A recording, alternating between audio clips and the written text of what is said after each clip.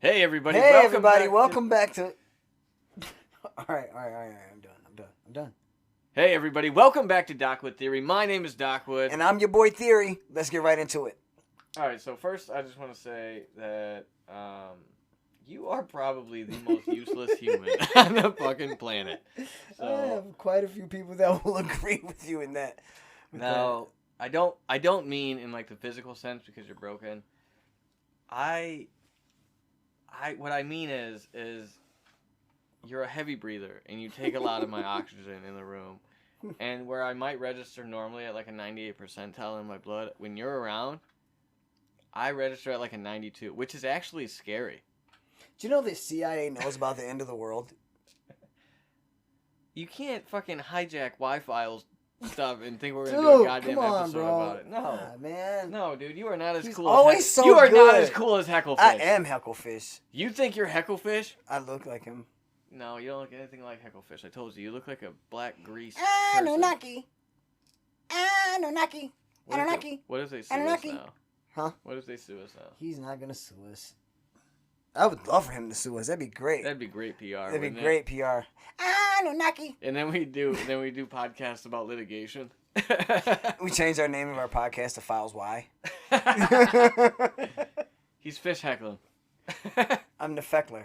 The feckle. The feckle. I don't think you want to call yourself that. That immediately sounded like something that people in jail would call a pedophile. A fish heckler? No, say the first one you said. I don't know. What You I said a feckler? a heck fishler? No, that one sounded like Helter Skelter. It kind of sounded like Diddler. Kind of like Diddy. So listen, bro. Let's get back into the fact that. Have you been seeing what's going on in the world, by the way? So you can't do that. We don't have a video going on. Yeah, I'm sorry, guys. That was a funny. What do you think the people of the Old Testament writers, like the? You mean when they stole all that information from the Book of Gilgamesh? Yeah, the Epic of Gilgamesh. Actually, I'm sorry. That was probably cool. They probably looked at them all like. I like that little. They were like That's looking great. over It's and a cheating in meme. a class. It's Mr. Bean. Yeah, well, it's a weird thing that, and it's the strange thing that we don't want to acknowledge that every religion has like a story about the flood, about like Adam and Eve, about Moses and the yeah. sea, and all of it. Almost every religious text. It's the craziest thing. It's almost like maybe everything Graham Hancock says is real, and they can stop calling it pseudo-archaeology and just maybe call it archaeology. You know what I would really like? I would really like these pretentious fucks to get out of the way so that people who actually think, and not just like creative people, but people who like, you know, who can put things together sequentially. And are you fucking kidding me? We have to stop. You can't eat food during... Why not? Oh my god, because it's crinkling. Nobody cares about the crinkling. Oh my god, people care Guys, about crinkling. let us know if you care about the crinkling. I won't do it anymore. Let's continue talking. Oh my god, you're gonna be mowing while we're. You know what the worst noise in the world is? Is when somebody chews. I hate it so. Oh. Oh my god. Not like regular foods, like a protein bar. Oh my god, so it's really like chalky in there, and it causes for extra. I need it. We just lost half of our listeners. Because everybody hates that noise, and now everybody hates you more. So we lost you. Actually, do you want to know how many people have listened on our podcast? I would like to know. I'm not going to say it publicly because it's actually kind of astounding. Is it? Yeah, it is. It's way more. It's way more than I ever anticipated. So if you're one of the people listening, thank you, and know that he's the pessimist out of the crew. Because I thought you would be here. No, I'm serious. We have had thousands of people listening in terms of. Are you serious? Yeah. No way. Yep. Over all the platforms, not all on one. That's so crazy. I know. We just started like 2 days ago. It seems like it was 2 days ago. You know what though? You have a little online presence, and I previously had one, so it made it a little different. So like I had like 1,000 people immediately go out after like TikTok and watch because we had the link on there. I had like hundreds of after. No, I don't. I'm not saying that everyone listened all the way through because most people don't. Oh, that's hilarious. But it has been a really cool journey. But just like every episode, we actually do have a directive today. And I do want to give a little forewarning here because the subject and the discussion we're going to have is going to be a little intense. And it might be a little graphic. for some people. And some people they're outright just not going to want to hear it. And just as somebody who has experienced this kind of abuse and trauma, I'll tell you that it makes more people uncomfortable to hear about it than it does for me to talk about it. And that's kind of a shame thing. But the specific topic that we're kind of going towards today is something called ACE, which is Adverse Childhood Experience. Mm-hmm. And it's the correlation between trauma in your childhood and in early development and later on your health. And you could assume, obviously, like, right, there's obvious things that stress do to your body, right? Anxiety, perspiring, like you sweat, you shake, you messed up vision. There are a lot of things that happen, but there are actually long-term things that happen. When your body gets dosed with cortisol all the time, and it's in fight or flight all the time, it leads to a lot of adverse side effects. And a lot of people don't actually know this. So, like, most people don't know that, the amount of trauma that their children experience is going to directly affect their health later in life. And I can attest to this. I am a person who has pulmonary problems. Mm-hmm. I have cardiovascular problems. Now, I still work out. I'm still super active, so I don't let it stop me. It's not something that's ever going to stop me. But I'm not going to stop till I'm dead. That's out of motivation. Most people in my family are dead before they're 60. And wow. It's because there's this continual cycle of trauma that continues to happen. My dad was 53 when he died. My mom was 46. My grandma was before she was 60, I believe, and then my grandpa was before he was 50. Actually, he died of sepsis, and it's just there's this long line of early death that is associated with trauma that most people, they're not aware of the link here. They think that maybe you just smoked, and of course stress makes people do drugs, and that's where it leads to, but that's actually not what the studies show. So, if you don't mind. Yeah, go ahead. So, we're talking about ACEs, guys. If you don't know exactly what ACEs is, he kind of briefed you on it. If you don't mind, I'll go ahead and give a little bit more information. ACEs is, it's actually adverse childhood experiences. Yeah. Also known as adverse childhood trauma. Yeah. Well, experience acute childhood trauma. No, it's not necessarily acute because I don't know that it's adverse. It's adverse childhood experiences. Okay. It's not acute. Research has determined that 10 specific traumatic childhood experiences, or ACEs, could be linked to a higher likelihood of health challenges later in life, which is what Zach was talking about. And that the likelihood of these negative effects increased with the number of ACEs a child experiences. That means traumatic events. The 10 traumatic events were defined as these 10 things. There would be like the 10 commandments of ACE of childhood trauma. Yeah. In terms of scaling it, it was physical, sexual, or verbal abuse, physical or emotional neglect, separation or divorce. A family member with mental illness. And we're talking, severe mental illness, not just like a little anxiety sometimes, but even then, like if you've seen, like my mom was an immediate family also, and somebody close, like somebody that's really affected your life. Also, a family member addicted to drugs or alcohol. Yep. A family member who is in prison. Yep. Or witnessing a parent being abused. There's other variables to it, but for the most part. There's outside stressors, there's a lot to it. There's a lot of variables and facets to it, but there's a fundamental and core understanding here, and it's that these basic categories that you just heard are linked to the increased probability of health problems and complications later. And the thing is the less we know about this, the more dangerous it is. And one of my favorite TED Talks is on this subject, actually. I actually showed this to Cantrell. Oh, my God. It was so dope. I forgot her name. Theory. I'm sorry. And I don't actually remember the individual's name. We will put the link in the description so that you guys can check it out. I do think it's good information. Dope. She's so dope. She's phenomenal. And the work she's doing and the work that these physicians and these other individuals have done is it's so important. Like we kind of ignore how important it is because, like I said earlier, man, when it comes to this kind of trauma, like, and I'll go into description because I feel like it's necessary so that people understand the intensity of these experiences and why why these things would have residual effects on your body and why this trauma resides in your body. It doesn't just go away. You know, like when you have somatic memory and it's memory in your body, you have to understand that you almost, these incidents and these occurrences, they transcend time. You know, this is time travel. This is, and I know what that sounds like. You're not actually like time traveling. Like, well, actually you are. No, you really are. You know, like, I'll give you a prime example. One thing that really sets me off, and I can't help it. I'm 33 years old, and if I smell this smell, I immediately have a panic attack. I can't help it. I literally can't help it. And it's not like I can work through it and I'll get through it and I'll just like exit myself. Is it vinegar? No. What the fuck? No, it's not vinegar. It's nothing to do with drugs. Pickle juice makes me weird. That was the most like drug addict thing. Hey, bro, I'm sorry, man. You know what's sad? I knew what you were talking about though. It actually for most don't. Well, yeah, it's because of shooting crack. And well for me, but anyways, is the smell of the original Old Spice. The original Old Spice. If I smell that,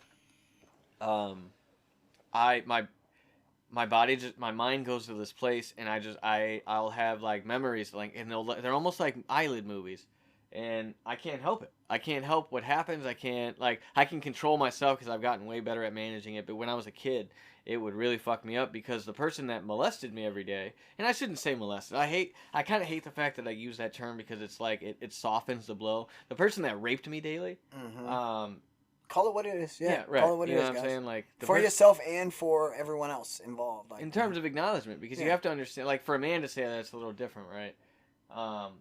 But that's what he wore, and he wore it he wore it heavy. He was like an Old Spice, like fucking aftershave, everything. And this happened from the time that I was 7 years old to the time that I was almost 13, until finally me and my brother, my older brother, the one who's been my only full brother, Jeremy, he fucking saved me. He saved me, and we beat the fuck out of him, and I fucking ran, and I called my dad, who abandoned us at the time. He went to Florida and lived in Florida with his boyfriend in this like cabana. It must have been fun times, though. Yeah, he must have been great. You know what I'm saying? He was having fun times. Just like he was down there. But see, the thing is, and I think the difference is this: like my dad was like willingly, like doing anal, right? Like I wasn't. Right. I didn't have that choice. Right. You know, because he was okay with his butthole getting kind of stuffed. a big difference. It's a big difference when you want it to happen and it happens anyways. So like, you know, I always tell people like, you know, my dad didn't hug me enough, and my brother hugged me too much. You know what I mean? It's not funny, bro. You say it all the time, and it just makes me feel weird. But it explains. But these situations, right? These ones that like, for the most part, and if you don't make fun, this is the thing. And I know that people like get uncomfortable with the jokes, but if I don't make jokes about it, these things run my life. Like the thought of this happening will continuously reside in my head, and it happened every day, almost every day. Now there were some times that I got to go to my uncle's house, who saved my life. My uncle would often just pick me up or like have me go to his house, and that would be a beautiful thing. I just appreciated it. But for the most part, this happened every day. And like even at one point, he convinced my father to switch rooms. And my brother Jeremy tried so hard to convince my dad not to do it. He said, "Dad, don't do it." And I left notes around saying I'd gotten raped, and then he had me confront him in front of him, and then like I was scared, obviously. You were like... Yeah, like I was lying, and it was a really shitty situation. Now, my dad didn't know, right? Like he wasn't trying to like make me do that. He didn't realize that I got intimidated. He was intimidating my brother, thinking that that's what was happening, but it was wrong. And that's why it's important that we understand as parents, and that's why I really want to do this episode, because you don't actually anticipate what's happening, and when you find out, it's earth-shattering. Because when my dad found out that every night he would go upstairs after we prayed, because my dad prayed with us every single night, he would go upstairs, my brother would creep down or come into the room, and he would fucking rape me. And he would rape me every fucking night. So imagine... God, that's so insane. Imagine how my dad felt, like thinking like he didn't protect me and do this thing. And I tried to tell him, but he did the wrong thing. He did what he thought he should do in the time, and it actually caused more damage at the time. Now I understand. I understand now as I'm an adult. I'm a father. I understand like you make decisions sometimes now that I don't think that was a well thought out thing, but I think he was so upset at the time that he was just reacting. And I think the crazy part is that it wasn't just like my brother Shawnee. It was there was another brother that did it. which was the one that was right under him, and he did it a couple times, but he did it because he was forced to by the older one. And it was like this weird like power dynamic that he had. How old were you when this all was going on? This started when I was 7. Until Until I was almost 13. I was Jesus. 12. I was 12. It was October 5th, I believe. When this all happened, it was like the last, because I came home from school and he was drunk. He had a bottle of Southern Comfort, and he was sitting there, and I walked in and I was like, fuck, I knew it. Like, he already had this bottle, and he was like, hey, I got you some Boone's Farm, and I'm like, no, I don't want to drink. And that was another thing too. He was the person who introduced like drugs and shit to me immediately. He would like try to get me drunk, or like, and I would say no. So he started buying Boone's Farm and putting it in my drinks and shit, like through the day. Yeah. And like slowly. he turned me into like an alcoholic without me even knowing it. I didn't even know that I was like drinking all the time, and or I'd like get sedated or whatever. It was like the craziest things would happen. And that day I came home and I knew something was wrong. Like I knew something was gonna happen. And Jeremy didn't get home yet. And usually Jeremy would try to get there first. He would try his best to get there first. But he was also trying to save his own life. Mm-hmm. And I walked in the door, and he was like kind of slurring his words, and he tried to hand me this cup with it in, and I was like, no, I don't want to drink that, man. I don't know. Like I'm gonna go upstairs. Like I have homework to do. I'm gonna go play. I had this friend outside that it wasn't even really my friend. I hated him, but I was just doing anything to get out of the house, and he didn't let me leave. He was like, no, you can't leave. I'm in fucking charge, and like. Just did this weird little power struggle thing. And I looked over on the table and he had this ruler out. And I was like, what are you doing? And he was like, because he kept on like looking at it, and he was like, well, everybody needs to know like what size they are. And I was like, why? I'm fucking 12. Like I don't care. I don't want to know, you know what I mean? And he fucking was like, and then he started fighting me. He literally like started fighting me. He was trying to get my shit off, and that's the thing too, is he would try to like, obviously I'm being raped. I don't have like an erect penis, right? Like I'm not enjoying this. So like, he would like think that he would like present it like we were in this weird relationship. Like he would try to do it like every time that he would rape me, he would also make it a point to try to say that, oh, you're gonna like it this time, or like, and it would make it even more disgusting every time. Like there were times I was throwing up. Like I've thrown up while it was happening. I cried, I screamed, like, and it's the craziest thing. I can't even imagine. Like it makes me sick. You know, I already told you if I ever meet him. Yes, no, I understand, but like that day, like he was fighting me, man, and I just wasn't having it. Like I was like, no, like I'm not taking my pants off. I'm not doing any of this. Like no, and I started screaming for Jeremy, and my motherfucking brother, bro, heard me from the end of the motherfucking street. Like I don't know if he actually heard me because he never said that he heard me, but like my brother was running, and I was like, Shawnee had locked the door. Jeremy kicked the motherfucking door in. Because he could hear me by the time he had like gotten out front, and like I'm not sure. I couldn't tell you what happened there. But like he got in the fucking house, he kicked the motherfucking door in, and Jeremy used to have the meanest roundhouse kicks, bro. Like Jeremy was a fucking martial artist, and he loved kicking. So like he got that motherfucking door open. Like outside I imagine this like awesome Rambo style like awesome kick, and that motherfucker came like in. Chuck Norris type shit. Yeah, and he like I know he kicked the door in because his fucking foot came in like, and he was like, boo. And he was like, get the fuck off him. And like he fucking attacks him, and I'm fucking fighting, and I'm punching Shawnee in the face as many times as I fucking can. And like prior to that moment, I'd never really tried to fight because he hurt me so many times. And like when I first got here, I fought. Like I fought hard. I fought hard for the first like 9 months. And then I didn't. And it's not like it's a sad thing to admit, but like I learned that it would be a lot less painful and like bad if I didn't fight, right? So like I was like, I gave up. But that day I was like, no. Like my dad left me. My mom was still in Ohio. And she was like, no, she wasn't. She went back to Florida at the time because she came back up with him. And but anyways, I just didn't have anybody. My uncle would come over and pick me up, but like he was just trying to help us because my dad abandoned us. So like he didn't really know what to do, and I at that point Did he have an idea? Did he know what was going on? No, everybody loved Shawnee. he was charismatic. He's ugly as fuck, but he's charismatic as fuck. And he's my brother Shawnee makes me sound like a retard when I talk. Like, he's so smart, and I don't mean that, like, but most of the time they are. Most of the time they're so charismatic. He was like Ted Bundy.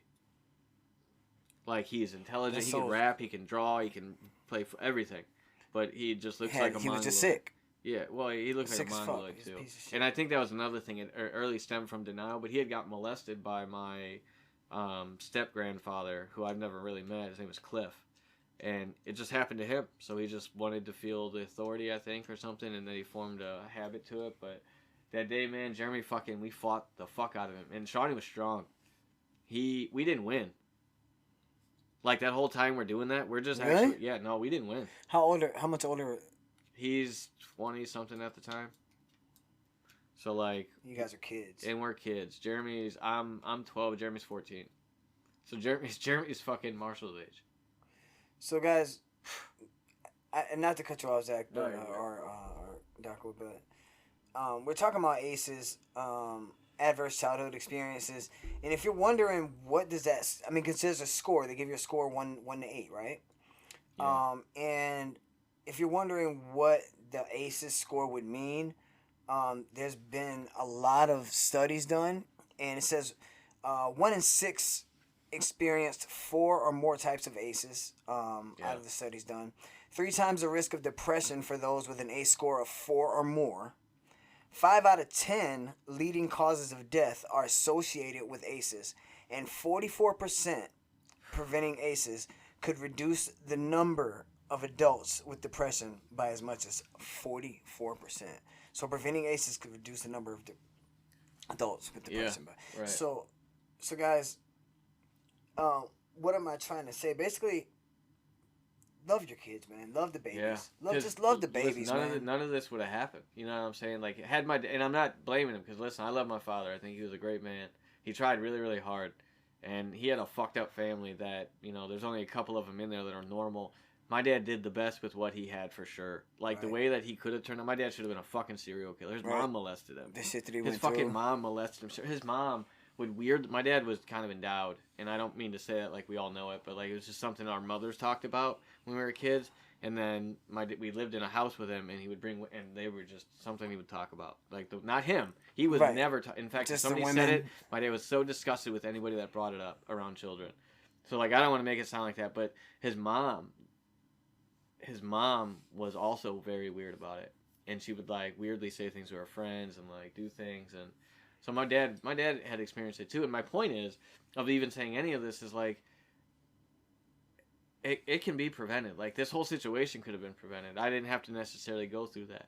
Things didn't have to develop that way. And I think that's the point we're trying to make. Oh, right. Well, that is the point is, you know, outside of that, man, is that sometimes things happen that people can't control. Mm-hmm. Because of decisions we've made. You know, our kids are going to get hurt, and all I'm saying is, like, I just be conscious of those effects and really think things through, because I've made impulsive decisions in my life. I'm happy to say that my kids have not been molested, that there was no sexual abuse like that, and that there's nothing that, you know, we prevented that here, and I'm proud to say that. But, like, likewise, I as a person have so many fucking health issues and issues because of what happened, because it did happen that gruesomely all the time, and it did happen so frequently, and then there was other things on top of it that fucking happened. You know what I'm saying? Like, you can't. The weird thing is that for the most of my life, people have they expect me to be this normal person, and I do a good job of it. Like, I do a fine job of doing it. Do you though? I do.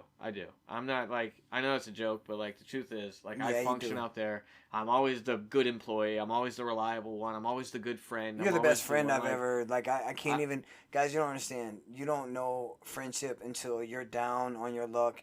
You have a broken back. You have a broken foot. You have these debilitating issues where I'm gonna have to file. I have to file for disability. I literally will not be able to work a regular job ever again. And this person, Doc, has stuck by my side, and you know what he's saying, going through all the stuff that he's gone through. Like, he has zero reason to trust anyone, and he gives himself freely to those he loves, and it may seem like I didn't want to turn this into like a jerk off session, but like but it's the truth though. No, I know. Well, No, because I mean I've done equally shitty things in my life. So like I'm not. That's not even the point of what I'm saying. The point of what I'm saying is that like we as a society we often overlook the experiences of individuals in everyday life, and that's a problem because there are people out here that are living with some really intense things that we literally like we're so limited on what we understand about that person. Like most people that like don't know about trauma or haven't experienced it, they have this weird expectation that the world should be this one way. And I just like what I want from this podcast most is for people to really understand the complex reality of people and what it actually takes to make a person, because though those events in my life were terrible, I also later in my life had a resolve from them. Like I unlike most people had the conversation with the sick fuck who did this to me, because my dad was dying.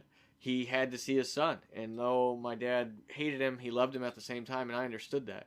And it was actually this weird understanding that I had when I was a kid. Actually, I'm going to explain this real fast.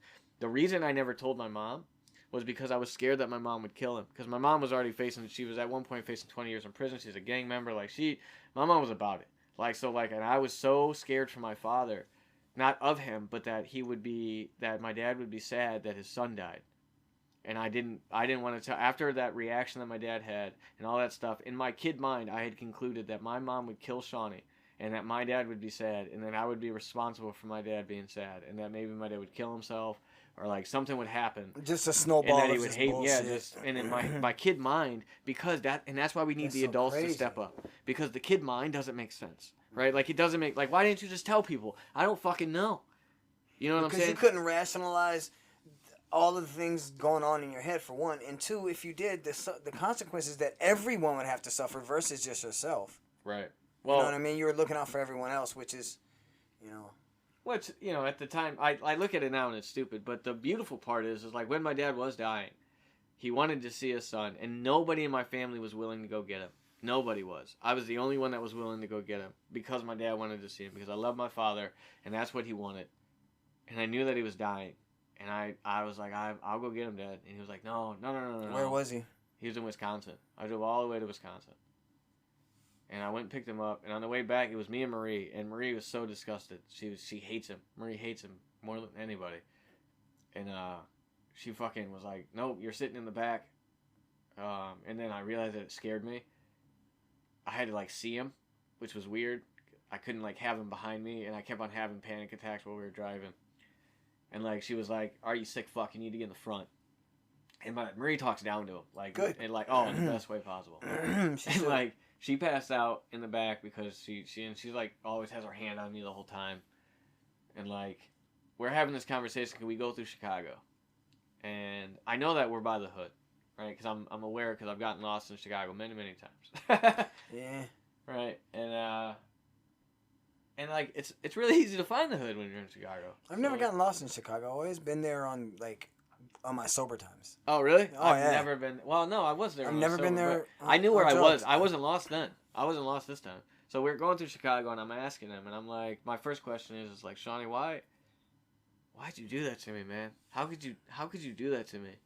And he looked over at me and he was like, what do you mean, Zach? He's like, I'm sick, man. I'm sorry. And I was like, Shawnee, that doesn't make fucking sense to me. You might be sick now, but then you were trying things and experimenting. So you might, it's just not that simple. And he goes, Zach, if you want the truth, I didn't know. I didn't know that you didn't like it. And I said, Shawnee, what? I was like, Shawnee, I screamed and I cried and I begged you and I ran away. I did everything that I possibly could, and you fought it, and you knew it, and you hurt me, and you punched me, and you knocked me unconscious, and you fucking beat the fuck out of me often. You choked me. You did all these things. You knew. And I seen in this moment, because it's not that he gave me a resolve, he gave me an answer I understood, but I seen that it didn't matter really what I said. He witnessed all this terrible things. It didn't matter. He's a sociopath. He's sick. And clearly, I realized in that moment, anytime you can separate someone's pain and from your enjoyment, and your enjoyment becomes more when they're in the more pain that person is experiencing. Yeah, the Germans have a word for it when you get joy from it. I can't remember what it's called, and you know what's funny? I only know that because he told me that when I was like 10. He knows the word. He used to say the word all the time. Let me find that. Yeah, it's a German word for people who enjoy pain, and it was just I seen in that moment how sick he was, and he was like I just didn't know, and he like acted like he was crying, and I fucking punched him in his jaw. Like I was in the front seat driving, and the car swerved. We were on the fucking highway, and like Schadenfreude. What's it called? Schadenfreude. Schadenfreude. Schadenfreude. It's a German combination of the words of the German nouns Schaden, meaning damage or harm, and Freude, meaning joy. Schadenfreude. So it makes sense that Schadenfreude means joy over some harm or misfortune suffered by another. Yeah, and I'd say that pretty much sums it up.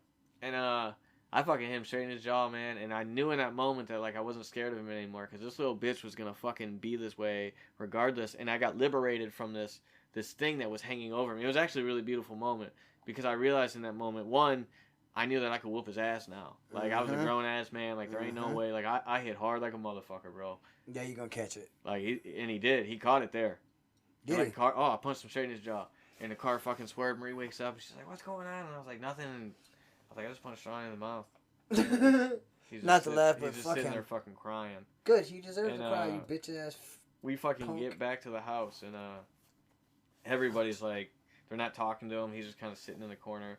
And my dad tells him some pretty crazy things, earth-shattering things. Really? Oh, about himself? Yeah, about himself and just realizations. Because, and I don't want to talk about those things specifically, but the beautiful part was that though that I had held on to this trauma for so long, I actually felt this weird release, and it actually stopped affecting me so much. I actually have less like cardiovascular problems now than I did then, and it was almost like this thing was residually like. Actually, weren't we? What?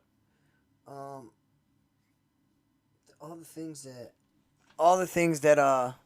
the aces show, like the well, and that's what I want to get into next. So though I went into detail about these horrible things, the truth is that like we do have an opportunity to change it, because though I had experienced these things in my life, I can adapt a life right now and a lifestyle that allows me to compensate at least in some way, like therapy.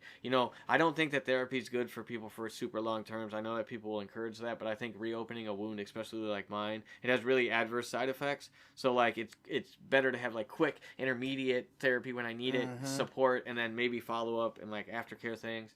But like the truth is, you have an ability with this knowledge and like these experiences, because I want you to understand the depths of these experiences. People will be like, well, you know, these bad things happen to you. I need you to understand how bad they were to understand why they reside in my body. Because people are like, oh, he got a little molested. No, motherfucker. And I know it sounds fucked up. I used to tell people like, man, I got molested. Like, damn, man, I wish I got like a little touched. And like, they don't think it's funny. And I laugh like a motherfucker. But like, man, I wish.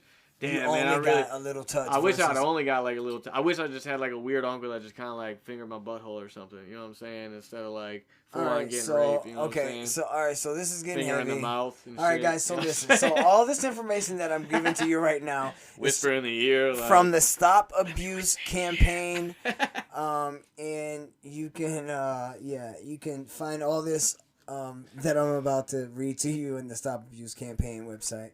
I'm gonna start a group just before anybody goes on a little further. I'm gonna, a group that, it's gonna be called more than just campaign protects children from adverse childhood experiences. More than just touch is what you said. More than just touch. That's what it's gonna be called. A support group for anybody that See got what I mean, guys? Like penetrated. This is why I had second thoughts about doing this podcast with this guy. All right, so. Let's get into it. Different therapy for people that got penetrated, dog. All right. Now, we're talking about your ACEs score and what that could mean for you. Now, as your adverse childhood experience scores increase, the risk of health problems and social and emotional problems increases also. By what rate does it show? There are very specifics in this There study. are. The chart shows the consequences of a score of 4 or more. From this score, the likelihood of chronic pulmonary disease is astonishing. It increases by 390%. 390%. Hepatitis, 240%. Depression, 460%. And attempted suicide at 1,220%. Have you ever tried to kill yourself? Because I have. Me? Yeah. Quite a few times. And I also have heart problems, depression. Yeah. It also talks about, some other severe consequences. I don't. Even with one lower second though. scores, Before going on any further, I don't want anybody to believe that they're trapped in this. This is what happens when things are residually left in your body and untreated. Mm-hmm. So we're saying, like, think about when a gazelle runs away from a lion. Have you ever noticed what it does? No. It shakes. It'll do this thing where it like shakes its whole body because it gets its cortisol and adrenaline all over its body, and it shakes out the pain. Fear. I don't know if it's pain. It's just a natural instinct that animals have that they shake out their anxiety and their fears.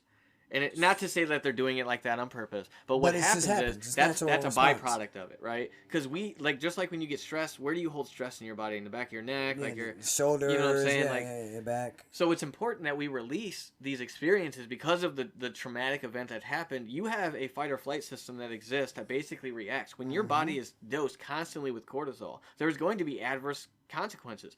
Your heart. Constantly think about this. It's just like taking a fucking rail and a bunch of a gotti of cocaine, right? Whew. Thinking that you're gonna fucking just be calm. Like, no, dude, your heart's about to go fucking, and you're doing that without the enjoyment part. Like, you just get the fucking anxiety boosting. You're going fucking crazy, for no reason, everything's just going crazy, right? So that's happening every day because of something that you can't control. The thing I don't want to and I want to keep on going back to this every time we give information. You are not trapped in this. Like, I had pulmonary problems. I had I have vasovagal syncope, or vasovagal syncope. I can't remember how to say it. But I managed that with the diet. I no longer take meds. I'm not saying that people don't need mental health meds, but I never ever let them diagnose me with full-on disorders. It was always drug-induced depression or something like that, because I knew I had this belief, and my dad had put it in my head that Zach, your mind is powerful. Mm-hmm. And I understand these studies show this. But they also imply and indicate with treatment that you can prevent long-term things if you start taking care of your body, then you don't have the pulmonary problems. You stop doing drugs and the behaviors associated. And I'm hoping this reaches the adults that are in the younger, the 18 to 25-year-olds that are just coming into. I hope it reaches everybody because the other ones need to understand why they're there. Like, my mom didn't understand why her body was breaking down. Right. Okay. She had no idea. The only reason I say that is because I feel like if you catch it sooner... you mean in terms of prevention? Yeah. If you catch it sooner... That's where the hope's at. Yeah. So, to all you 18 to 25-year-olds, to everybody, but for you youth, honestly, man, because you guys are the future, if you have a friend or a family member or somebody that you know that's struggling with physical ailments or, mental issues, maybe think about their history. Think about... have they told you, have they divulged information to you that would suggest that they may have a score of maybe 2 or even more of, right, absolutely. So, and if so, talk to them about it. Talk to them about their ACEs score, and because the first step to solving a problem is realizing that you have one. Right. Well, identifying a problem, and this is always, my wife used to get upset at me, but now it's one of her favorite things to say. Is I used to be like, man, if you can identify the problem, there lies a solution. Now, I'm not saying you have the solution in that, but if you can identify what's wrong, then you have an idea of contrast, meaning this is not the way it's supposed to be, meaning you have an understanding somewhere of what it is supposed to be, right? Yep. And that's what I want people to understand, that there is still hope here. So we are just trying to share awareness so that you understand that these things can be prevented. And if they already taken root, I have pulmonary problems, I have cardiovascular problems, managing those things with diet and with a strong mindset is equally important, right? We may not be able to prevent the things that happen to us. One, we can prevent further things from happening to us, because also I want to warn you that even if it's not you experiencing the trauma, it's traumatic. It's traumatic. Knowing that your children do. And you know what? And speaking of children and parents, I want to say that, yes, I have experienced childhood trauma, and we're not going to get into those right now. There's a few, but I would never blame, my addiction or anything like that on my childhood trauma, even though they say, if you have a There's a score of correlation. 2, there's a correlation. There's a definitely a correlation to correlation, anything in drug but- addiction, honestly. But if you, I they think say there's if you just- have a score of 2 or more, you're 4 times more likely to become a drug addict or an alcoholic. And now people will immediately go like, well, yeah, because you have bad behaviors because you're trying to numb the pain, and it's like it's actually not that simple. No. It's not a direct probability of like, this And then happened. they call to it you. selfish too. Oh my God. Drug addicts are selfish. Oh, drug addicts are selfish. Right. Well, this is the thing, and I understand. Like, I make better choices now. I'm not a drug addict You have anymore. I'm selfish not out here, and behaviors, I'm of not course. saying I'm recovered. I'm a person who believes I recovered. I'm at a point now where it doesn't affect my life the same way it is. Now, is that probability there? I'm not going to go back to using opiates. I don't take painkillers. I don't drink. I don't do anything. Because I just don't need that in my life anymore. It's not because I'm worried about this monster or crack or addiction outside my house. I do believe in recovered people, but that is a process. And drug addiction, for some people, man, it's just this byproduct, right? Because I'm going to tell you the truth. The only reason that I even became a drug addict, like the alcohol thing, I didn't even know I was drinking then. After that, when I had found Xanax, which was the first thing I was addicted to, it was the first thing that ever took away that anxiety that was inside my stomach. It's Xanax? Yeah, it was the only thing ever, and I hated Xanax. I cried the first time that I took one.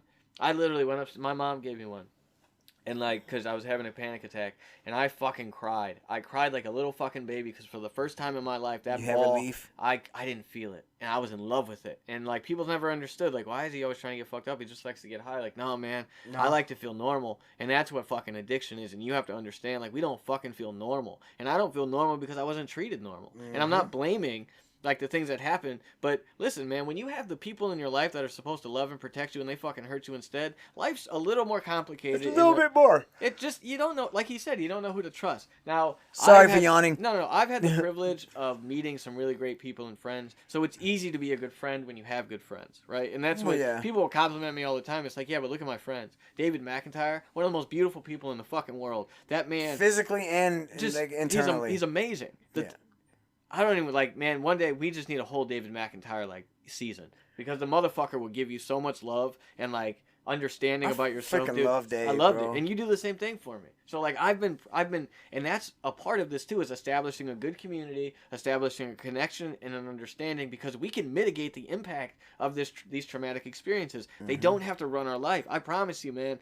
It used to kill me. All this stuff that used to happen to me, it haunted me. Like the thing with the Old Spice, even if that happens, I bounce back. I bounce back quicker than fuck. It's not like I'm in a panic attack and I'm down for 3 days anymore or some shit. Nah, it might affect me for a couple minutes. I walk out of the room. I get my composure. I remind myself that I'm fucking safe and that I'll destroy that motherfucker. Hell yeah. You know what I'm saying? Yeah. And then it's done. You know what I'm saying? And that comes with mental fortitude. Now, we always have these points, no matter how strong you get. Like David Goggins still has them. He says that he stares at his shoes sometimes for 35 fucking minutes. I hate these fucking shoes. I don't want to fucking go. I don't want to run. But the motherfucker still does it. So it's this thing where you decide, I'm going to win over this today. Even if it's just for a fucking moment, I'm going to win over it. So and I do want to talk more about the correlation and what health problems come, because I do want to educate more on that. But I do want you to understand that we are not saying that this is permanent or that this is going to be here forever, that you can't reverse things, or you can't treat things or mitigate things. You can. But for that to fucking happen, you have to acknowledge it. Yeah, and you have to work too. It's not easy. God. It's gonna be a lot of freaking work, man. Man, tell them about the work. Because recovery, Listen, I love bro. those, those things that say recovery is beautiful? It's yeah, it is at the end. But it's fucking dirty. It's nasty. There's It's nothing fucking beautiful about the process other than the fact that you'll have these moments in time throughout the recovery process where you epiphanies and realize, realizations. you're like, you know what? This $70 that I have in my pocket right now that I'm about to spend on my kids would have been gone the moment I got it. Yep. Oh, you value money differently, too. You value money. You value your relationships with your friends. You value yourself, man. Yeah. That's really what happens. When I was in in active addiction, or even if I had little slip ups, I still wouldn't come around. Now I can come around and I feel good coming around. I miss being around. Shit, I miss me. I'm actually a pretty dope person when you learn to love yourself. When I learn to love myself. But that, again, see, you find yourself in these behaviors, and they're really complicated, because you're self-sabotage is one of the things that people really get confused about, because it's why will you keep on doing this to yourself? And it's you don't understand, and it's hard to explain. So for those of you that don't explain, I want you to understand how much of a blessing it actually is. I always tell this to like my patients and stuff when I would work with them. They'd be like, well, they don't understand. And I would ask them, like, do you really want your mom or dad to understand addiction? You really want them to know what it's like? Because I don't. Mm-hmm. I don't want anybody to understand. I don't want anybody to understand. But you can still learn from those people equally. And I just want people to keep that in mind. So going back to the ACE score, now the more you have, obviously, the higher the probability of these things. And for most people that are in addiction, that find themselves in addiction, and I don't just want this to only be about recovery and people in addiction, but when you have those, the probability of you having a high score is really astronomical. So like I think it's like 70-something% of the people that have been asked have at least a score of 1.5 or more. So you got to think we've all, you know, if you like I say all the time, I mean, the first thing we experience when we come into this world physically is pain. Yes, talk on that a little bit, because actually I think that's especially now. With that being said, understand that there have been studies that show that even before a baby is born, they have experiences. So when their mother doesn't want them, like that baby has an emotional tie to understand that. Mm-hmm. So like there's already a pain there. But talk about the physical pain, because I thought that was an actual really interesting theory. So my theory with regards to theory's theory with regards to you gotta say it like that. What? Theory. Oh, this is theory. Why do I have to let it with a lisp? You gotta do it with lisp. Why does the word lisp? Why, if you have a lisp and you can't even say the word, then what's wrong? Why do you speak like that? I got a lisp. A what? Anyway, back to my theory. We just lost whatever. I'm sorry. Sorry if you guys left. I love you all too. People with the lisp. Mike, I'm sorry. I'm still gonna watch you and Jake. Hey, he's about to destroy that boy, bro. Oh my God, dude, I'm such a Mike Tyson fan. I'm sorry. That's another motherfucker right there who's real about it. That man's not scared to cry now. And that man, actually, do you want to know who was the person that... He's the one who inspired me to actually open up and cry about this in front of somebody for the first time. Was fucking Mike Tyson. Really? I promise you. So, did you know he lost it? Oh, you already know. We already talked about that. Mike Tyson Luden's baby when she was 2 years old. Yeah. So, guys, listen. About this, my theory with pain. Go back. Now, it's a proven fact that we all have pain receptors in our brain, okay? Now... That is proven? Wait, we all feel pain? Everybody. So, okay. I mean, not pain receptors. You know what I mean. You do have pain receptors. That's not what I'm talking about. Stop. I'm talking about opiates in our blood. No, not opiates. You have opiate receptors. Opiate receptors. But you have metabolites. So when you do drugs, your body metabolizes things. And those are the things that actually attach to those receptors. So it's not heroin attaching. It turns into like morphine something. It's heroin. So listen. So guys, my thought is, imagine being locked up in a dark room for 10 months, okay? And then someone walks in the room and they flip the lights on you. What's the first thing you're going to do? You're going to freak out because that's going to be painful, right? Oh, it's going to hurt your eyes. It's going to hurt your eyes for sure. So that's literally physically correlating the first... that with birth. With birth, so with regards to birth. Can I ask you a question? As somebody who's in recovery, do you always associate everything with recovery? Like your mind goes like, you're a drug addict, or like for 10 months. Oh, okay. I used to do that. There, and I was like, does everybody got to be a drug addict now? No. We were just talking about pain. Not everybody chose drugs over self, okay? Didn't they? First off, I also want to say one thing. Fuck you if you're overly sensitive. I'm so sick of it. Yeah. Listen to the shit that happened to me and the people that like get offended. Like, there's gonna be somebody that gets offended about the story I told. Like, I wouldn't have told that story on the internet. Oh, they've already gotten that. I can't believe that you divulged so much information on your first podcast. I'm sorry. That was our second podcast. It was. The first one was more funny. The first one was you, and it wasn't really that funny. So. I know, it actually wasn't. It was actually kind of sad. But guys, listen. It's the first thing you experience when you come into this world physically is pain. So it's also the thing that always, because of that, is the thing in my belief. I believe that pain is going to be the uniter for all of us. It's what actually like understanding. Well, look at and music empathy. and art and that's why we connect with it. Everything that has to do. I mean, even down to things such as cooking and whatever you. I don't know, man. Like. There's a lot that has to do with trauma. Well, pain and the sharing of pain. That's like Anthony Bourdain was such a good writer because of his expression of pain. Makes me so sad. That motherfucker was genius. God, dude. I love Anthony. I still go back on Tubi and watch his outer limits when he goes out of town, out of the fucking country, and different places, Taiwan, and eats all these random foods. I love it. Why are you pulling the microphone away because from I me? just realized that my voice was low too. Oh, well, I weird. was joking. I was joking. Look at it. It's actually really high still. It's really high because you have a high pitched voice. Guys, listen. You may or may not have an ACEs score.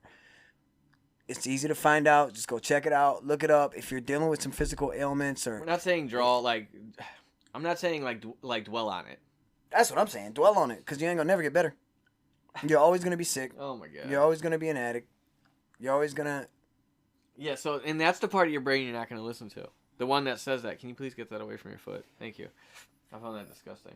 It was really disgusting. It was disgusting. I'm I so needed sorry. to clean that off. I will in my mouth. Oh, God. I honestly, the thing he just did just repulsed me, but I'm going to let it go because he's handicapped. Did I say handicapped? I meant handy-capable.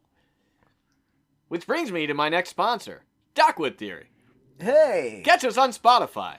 And on iHeartRadio. On all major podcast platforms. Bro, you know what was cool the other day? I walk in the kitchen, and I just randomly think to myself, I say, Alexa, play DocWood Theory. Why am I coughing like this? Probably because that vape you just hit. Wow. I say, hey, Alexa, play DocWood Theory. And Alexa said, nigga, I'm about to play DocWood Theory right now, cuz. That's not what she said, but she did put it on, and it was a nice thing to hear. But did she say it like that? Like no, I said, she didn't. In my head, that's what it sounded like she should have said.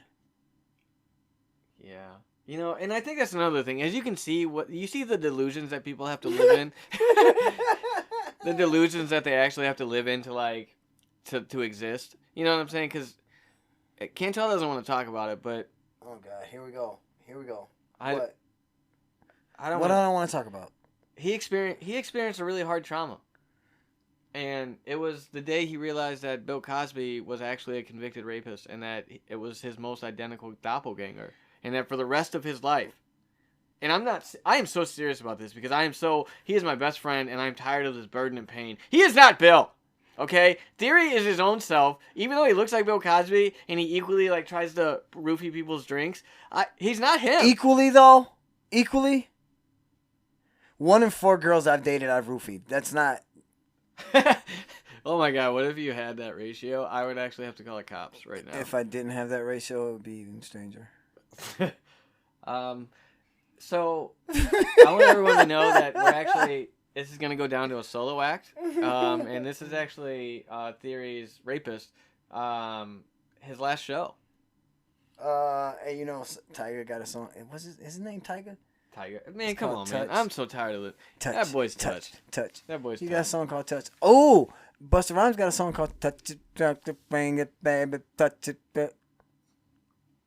I'm not sure how we got here, and honestly, I apologize. You started talking about touching. Yeah, so I do want to get back for 1 second because touching? Please touch me. It only makes me feel good. It reminds me of my brother. Back to you guys. If you're too sensitive, grow up or find another you. podcast. That's my favorite thing. Like, I love making jokes about it. Like, your favorite thing is being touched. Yeah, like I just, you know what I'm saying? You know, like, just because I like my wife to play with my butthole a little bit. All right, we're done. It with has this nothing episode. to do guys, with the listen, trauma. I thank you guys for coming.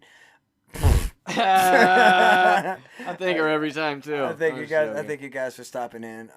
Your pussy thanks me for stopping in. Ooh, that's a good one. Oh, guys, by the way, you can use your pussy for anything. Your pussy works with everything. So let's just say, let me show you how it works. I got it. You know, most people say I like pencils. You know, your pussy likes pencils. You know how people say That was a weak one. Your pussy's a weak one. See? your pussy can see. And this is what it's like to deal with a child. There we go.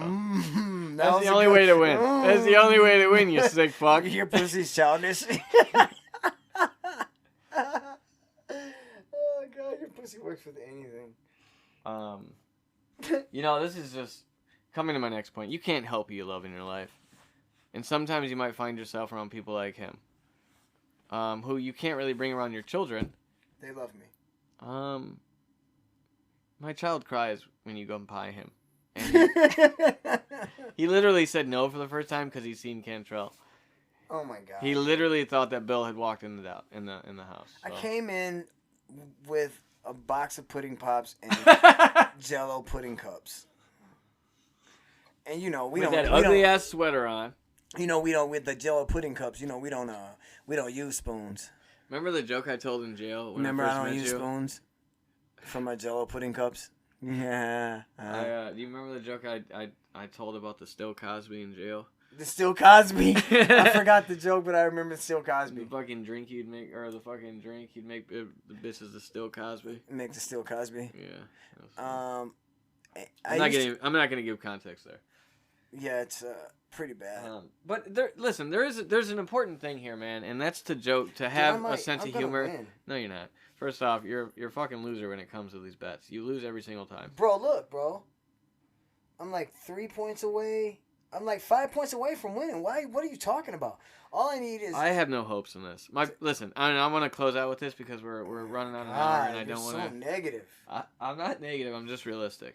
That's why the parlays fuck people up, dude. You know what? Tell me you don't have another addiction. We gotta get this motherfucker into rehab. I don't have another addiction. Please, people, when you please rate this, can you also leave a comment letting Theory know how concerned you might be for his addiction for gambling? I'm just not. It's not gambling if you're guaranteed to win. You sound like my dad. Dude, look at that though. He did win a lot. No, you're pretty off on that. And it's only 6 points. What are you talking about? Yeah, but where are we at in the game? It's 10 minutes left in the fourth quarter. Right. 10 minutes left in the fourth quarter. He's still playing. I bet you he's still playing. Oh, that's what I'm saying. Watch him be out. I'm going to laugh. I'm going to laugh. Punch him in the face if he's out. Yeah, I hope you do. Hold on. About to lose a friend. Yeah, he's still in the game, bitch. Hell yeah. Hell yeah. Hell yeah, man. But he hasn't scored. Hey, let me borrow I got you. I swear. When this hits, bro, I got you. You know what? When this hits, I'll give you 50% of whatever I get. Fuck you. I don't need your fucking money. Listen, we do appreciate you guys stopping by, and I love you guys. If you guys are interested in maybe education in regards to drug addiction, you can look on SAMHSA's website. In regards to the adverse childhood experiences, you can literally Google it. There are so many sources. Now, I need you to understand that to only gain your information from evidence-based things. So if you're looking in and you're trying to research, it's not research if you're just kind of like going with your own ideas and beliefs and you're confirming those things with information you find on the internet. But there is real information out there, and it's going to give you solutions, and it's going to lead you to at least solutions, or at least probability of solutions, right? Yeah. Like, you at least want to give yourself a chance. Yeah. And if you're scared that this might be happening, don't wait. Don't allow denial or fear to get in the way of this, because you can stop and mitigate the effects of some of these things. And I also want to talk about how important it is for us to actually have a support system when we're talking about these things and when we're dealing with these things. Because had I not had my friends and had I not had my wife, I would not have gotten through that. And I know for a fact that it was a blessing that I met my wife when I was 13, because it was right after I had established my independence from that. And for the first time in my life, somebody showed me what it was like to be loved without hurting me. And it was actually really hard. Like, our relationship has been very tumultuous. And I was a piece of shit. We were both pieces of shit equally at one time, right? At one time or another. But the thing is, man, is like when you find people like that in your life, you hold on to them and you treat them good and you remember that. So just like I'm telling you to support the person that's in pain, I want to talk to the person that's in pain, because we have to remind ourselves that we have to let the people love us that want to love us, and the people that want to love us appropriately. Because a lot of times we find out that after the trauma happens and we're in adulthood, it's actually us that continues the abuse. It's us that does the self-sabotage, and it's us that allows it to happen. So I want you to understand how powerful your mind is actually, and how powerful it is to have a support system, because it is innate as humans for us to connect. It is what makes us great. It is what has allowed us these advancements and these things. Now, I'm not saying I don't believe in aliens, because I do believe those motherfuckers came down. Those motherfuckers came down, okay? And I'm not saying that. But like, the whole time. All I'm trying to say is, if your brother touched you too much too,